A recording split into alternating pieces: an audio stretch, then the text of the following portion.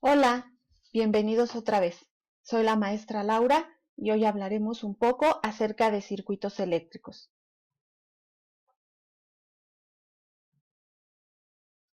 La corriente eléctrica se emplea para describir la tasa de flujo de carga que pasa por alguna región de espacio. La mayor parte de las aplicaciones prácticas de la electricidad tiene que ver con corrientes eléctricas. Por ejemplo, la batería de una luz de destellos suministra corriente al filamento de una bombilla cuando el interruptor se conecta.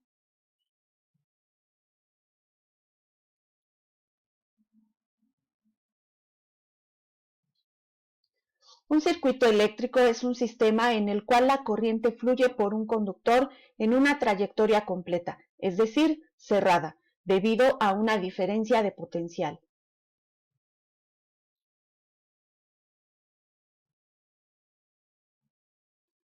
Un circuito eléctrico básico consta de una diferencia de potencial o voltaje, corriente eléctrica y una resistencia. La representación simbólica del voltaje, la resistencia y la corriente se muestra en el siguiente diagrama.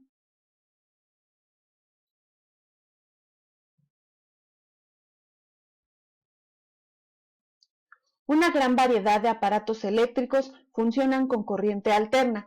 En estas situaciones comunes, la carga fluye por un conductor, por ejemplo, un alambre de cobre. En la corriente alterna, los electrones se mueven del polo negativo al positivo y la corriente cambia de sentido varias veces por segundo.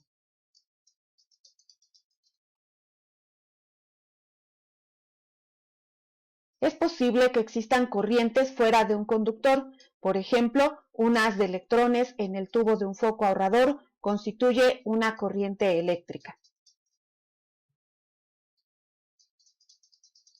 Magnitudes eléctricas.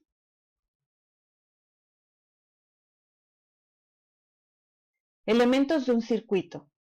Cuando el recorrido de las cargas eléctricas se cierra, decimos que existe un circuito eléctrico.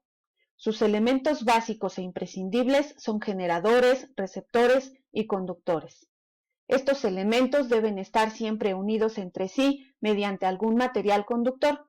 Al abrir el circuito, la electricidad dejará de circular. Los generadores proporcionan la energía necesaria para que circulen las cargas eléctricas por el circuito. Los receptores aprovechan la energía que circula por los circuitos eléctricos y la transforman en otro tipo de energía: calor, luz, sonido, movimiento, ondas, etc. Y estos consumen energía eléctrica.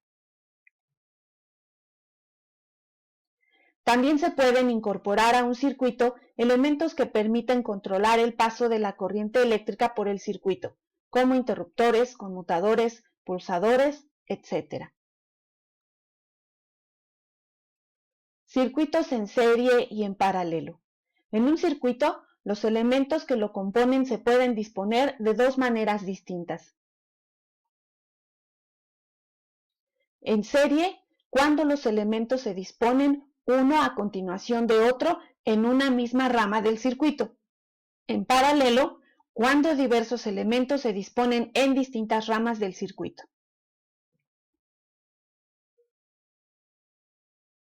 En un circuito en serie, todos los elementos se encuentran uno a continuación de otro. La falta de uno de sus elementos afecta a todo el circuito. La intensidad es igual en todos los puntos y la resistencia es igual a la suma de las resistencias de cada elemento del circuito.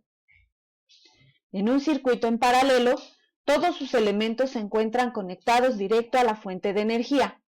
La falta de uno de sus elementos no afecta al funcionamiento de los demás. La tensión en el circuito es igual en todos los puntos y el inverso de la resistencia total es igual a la suma del inverso de las resistencias de cada elemento del circuito.